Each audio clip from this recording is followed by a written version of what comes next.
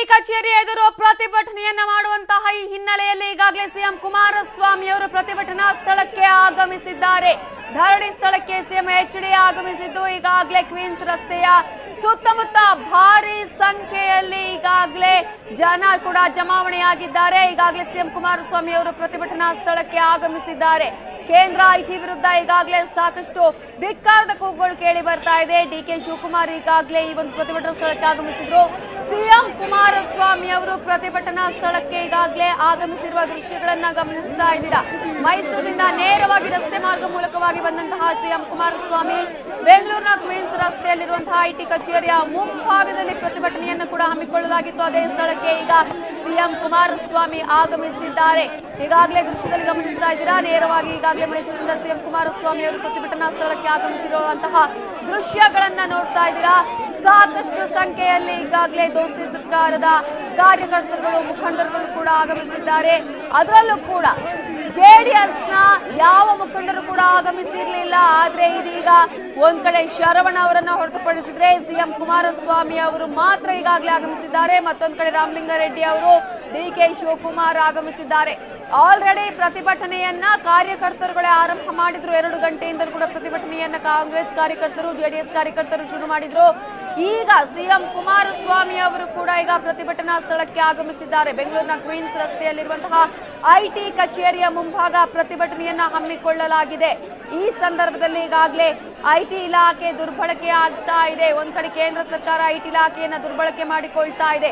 ಮತ್ತೊಂದ್ ಕಡೆ ಐಟಿ ಇಲಾಖೆಯವರು ಬಿಜೆಪಿ ಏಜೆಂಟ್ಗಳಂತೆ ವರ್ತನೆ ಮಾಡ್ತಾ ಇದ್ದಾರೆ ಅಂತ ಹೇಳಿ ಈಗಾಗಲೇ ಎಲೆಕ್ಷನ್ ಟೈಮ್ ಅಲ್ಲಿ ಈ ರೀತಿಯಾದಂತಹ ಐಟಿಯ ರೇಡ್ಗಳು ಇದು ಕೇಂದ್ರ ಸರ್ಕಾರದ ದುರ್ಬಳಕೆ ಅನ್ನುವಂತಹ ನಿಟ್ಟಿನಲ್ಲಿ ಪ್ರತಿಭಟನೆಯನ್ನ ಹಮ್ಮಿಕೊಳ್ಳಲಾಗಿದೆ.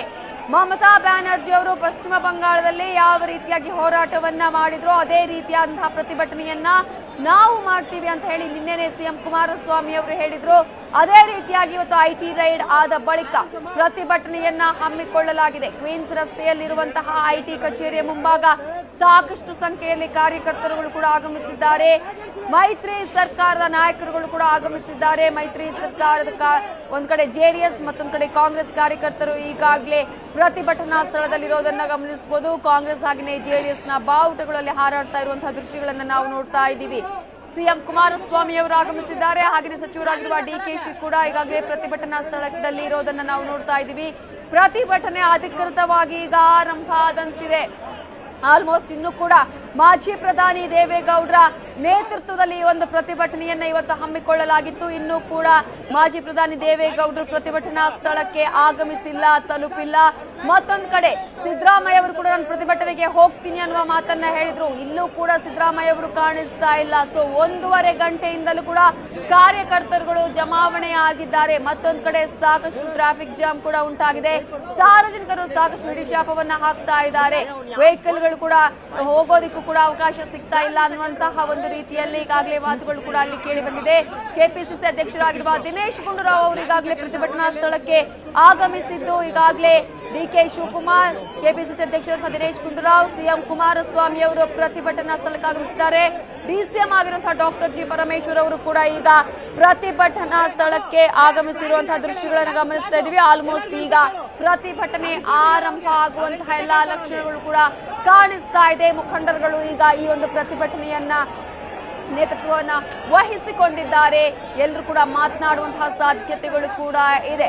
ಆಲ್ಮೋಸ್ಟ್ 1.5 ಗಂಟೆಗಳು ಕಳೆದಿದೆ. 2 ಗಂಟೆಗೆ ಪ್ರತಿಭಟನೆ ಆರಂಭ ಆಗಬೇಕಾಗಿತ್ತು. ಆದ್ರೆ ನಾಯಕರುಗಳು ಕೂಡ ಕೊನೆ ಕ್ಷಣದಲ್ಲಿ ಈಗ ಆಗಮಿಸಿದ್ದಾರೆ. ಅಂದ್ರೆ 1.5 ಗಂಟೆಗಳ ಕಾಲ ತಡವಾಗಿ ನಾಯಕರುಗಳು ಆಗಮಿಸಿದ್ದು ಪ್ರತಿಭಟನೆ ಈಗ ಆರಂಭ ಆಗ್ತಾ ಇರೋದನ್ನ ನಾವು ಗಮನಿಸ್ತಾ ಇದ್ದೀವಿ.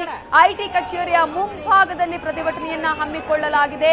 ಸಾಕಷ್ಟು ಸಂಖ್ಯೆಯಲ್ಲಿ ಕಾರ್ಯಕರ್ತರು ಕೂಡ ಅಲ್ಲಿ ಜಮಾವಣೆಗೊಂಡಿದ್ದಾರೆ. ಮತ್ತೊಂದು ಕಡೆ ಬಿಗಿ ಭದ್ರತೆಯನ್ನ ಕೂಡ ಒದಗಿಸಲಾಗಿದೆ. ಯಾವುದೇ ಕಾರಣಕ್ಕೂ ಕೂಡ ಐಟಿ ಕಚೇರಿಯ ಒಳಗೆ ಯಾರು ಕೂಡ ನುಗ್ಗದ ರೀತಿಯಲ್ಲಿ, ಒಳ ಹೋಗದ ರೀತಿಯಲ್ಲಿ ಪೊಲೀಸರು ಸಾಕಷ್ಟು ಭದ್ರತೆಯನ್ನ ಕೂಡ ಒದಗಿಸಿದ್ದಾರೆ. ಬ್ಯಾರಿಕೇಡ್ಗಳನ್ನ ಹಾಕೋದ್ರ ಮೂಲಕ ಈಗಾಗಲೇ ಭದ್ರತೆಯನ್ನ ಅಲ್ಲಿ ಒದಗಿಸಲಾಗಿದೆ. ಹೈ ಸೆಕ್ಯೂರಿಟಿಯನ್ನ ಕೂಡ ನೀಡಲಾಗಿರುವಂತಹ ದೃಶ್ಯಗಳನ್ನು ನಾವು ಗಮನಿಸ್ತಾ ಇದ್ದೀವಿ. ಈಗ ಮುಖಂಡರುಗಳು ಕೂಡ ಆಗಮಿಸಿದ್ದಾರೆ. ಸಿಎಂ ಕುಮಾರಸ್ವಾಮಿ, ಡಿಕೆ ಶಿವಕುಮಾರ್, ಉಪಮುಖ್ಯಮಂತ್ರಿ ಆಗಿರುವಂತಹ ಡಾಕ್ಟರ್ ಜಿ ಪರಮೇಶ್ವರ್ ಅವರು, ಕೆಪಿಸಿಸಿ ಅಧ್ಯಕ್ಷ ದಿನೇಶ್ ಗುಂಡೂರಾವ್ ಅವರು ಪ್ರತಿಭಟನಾ ಸ್ಥಳಕ್ಕೆ ಆಗಮಿಸಿದ್ದಾರೆ.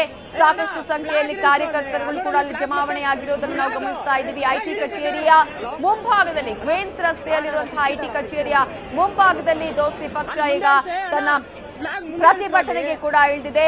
ಧರಣಿ ಸ್ಥಳದಲ್ಲಿ ಇಲ್ಲೂ ಕೂಡ ನಾವು ಗಮನಿಸಬಹುದು. ಈಗಾಗಲೇ ಜೋಡೆತ್ತುಗಳಂತೆ ನಾವು ಇರ್ತೀವಿ ಯಾವಾಗ್ಲೂ ಅನ್ನುವಂತಹ ಮಾತನ್ನ ಕುಮಾರಸ್ವಾಮಿ ಮತ್ತು ಡಿಕೆ ಶಿವಕುಮಾರ್ ಅವರು ಮೊನ್ನೆಯ ಸಮಾವೇಶಗಳಲ್ಲಿ ತೋರಿಸಿದ್ರು. ಅದೇ ರೀತಿಯಲ್ಲಿ ಇವತ್ತು ಕೂಡ ಡಿಕೆ ಶಿವಕುಮಾರ್ ಆಗಮಿಸಿದ್ದಾರೆ. ಕುಮಾರಸ್ವಾಮಿ ಅವರು ಕೂಡ ಅಲ್ಲಿರೋದನ್ನ ನಾವು ಗಮನಿಸ್ತಾ ಇದ್ದೀವಿ. ಈಗಾಗಲೇ ಸಚಿವರಾಗಿರುವಂತಹ ಸಾರಾ ಮಹೇಶ್ ಕೂಡ ಈ ಒಂದು ಪ್ರತಿಭಟನಾ ಸ್ಥಳಕ್ಕೆ ಆಗಮಿಸಿದ್ದನ್ನ ನಾವು ನೋಡ್ತಾ ಇದ್ದೀವಿ. ಎಲ್.ಆರ್. ಶಿವರಾಮೇಗೌಡ ಅವರು ಕೂಡ ಆಗಮಿಸಿದ್ದಾರೆ. ಪ್ರತಿಭಟನಾ ಸ್ಥಳಕ್ಕೆ ಮುಖಂಡರುಗಳ ಆಗಮನ ಈಗಷ್ಟೇ ಆಗಿದೆ. 2 ಗಂಟೆಗೆ ಅಂತ ಹೇಳಿ ಪ್ರತಿಭಟನೆಯನ್ನ ಆಯೋಜನೆ ಮಾಡಲಾಗಿತ್ತು. ಆದ್ರೆ ಗಂಟೆ ಈಗ 3:30ಯ ಸಮಯ, ಆಲ್ಮೋಸ್ಟ್ 3:30 ಕಳೀತಾ ಬಂದಿದೆ. ಈ ಹಿನ್ನೆಲೆಯಲ್ಲಿ ಈಗಾಗಲೇ ಈಗ ಪ್ರತಿಭಟನೆಯನ್ನ ಮಾಡೋದಕ್ಕೆ ನಿರ್ಧಾರವನ್ನ ಮಾಡಲಾಗಿದೆ. ಆಲ್ಮೋಸ್ಟ್ ಅಧಿಕೃತವಂತಹ ಹೋರಾಟ ಈಗ ಆರಂಭ ಆಗುತ್ತೆ. ಮುನಿರತ್ನ ಅವರು ಕೂಡ ಈಗಾಗಲೇ ಪ್ರತಿಭಟನೆಗೆ ಆಗಮಿಸಿರೋದನ್ನ ನಾವು ನೋಡ್ತಾ ಇದ್ದೀವಿ. ಇನ್ನು ಈಗಾಗಲೇ ಸಾಕಷ್ಟು ಸಂಖ್ಯೆಯಲ್ಲಿ ಕಾರ್ಯಕರ್ತರುಗಳು ಕೂಡ ಅಲ್ಲಿ ಆಗಮಿಸಿರೋದನ್ನ ನಾವು ನೋಡಬಹುದು. ಕಾಂಗ್ರೆಸ್ ಹಾಗೇನೆ ಜೆಡಿಎಸ್ ನ ಕಾರ್ಯಕರ್ತರುಗಳು ಈ ಪ್ರತಿಭಟನೆಯಲ್ಲಿ ಪಾಲ್ಗೊಂಡಿದ್ದಾರೆ. 1-2 ಗಂಟೆಯಿಂದಲೂ ಕೂಡ ನಾವು ಗಮನಿಸಬಹುದು. ಕಾರ್ಯಕರ್ತರುಗಳೇ ಒಂದಷ್ಟು ಘೋಷಣೆಗಳನ್ನ ಕೂಗಿದ್ರು, ಪ್ರತಿಭಟನೆಯನ್ನ ಕೂಡ ಮಾಡಿದ್ರು.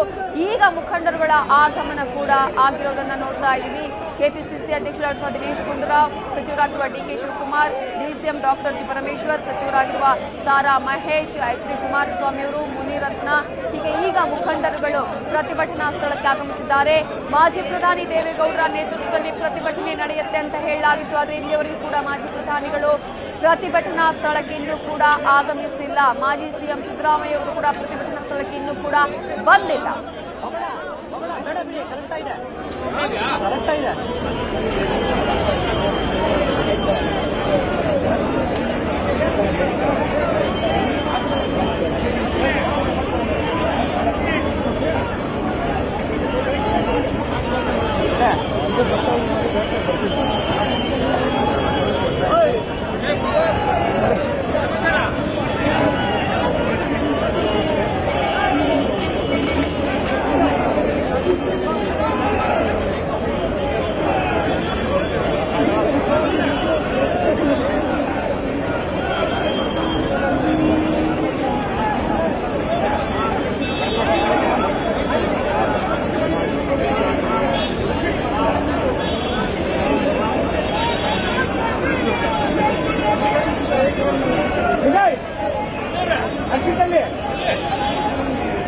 ಲೋಕ ನೀವೇ ಕೊಡ್ಬೇಕು, ಅವನಿಗೆ ಅಲ್ಲಿ ಲೋಕ ನೀವೇ ಕೊಡ್ಬೇಕು.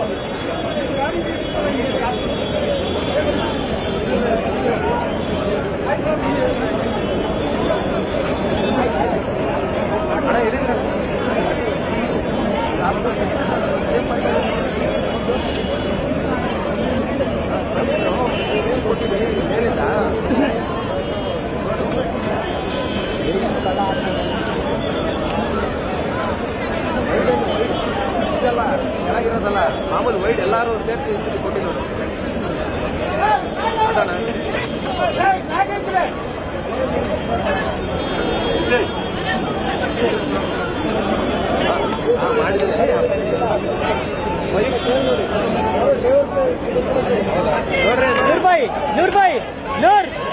ನೂರ್ ಫ್ಲಾಗ್ ಇಳಿಸಕ್ಕೆಲ್ರಿ.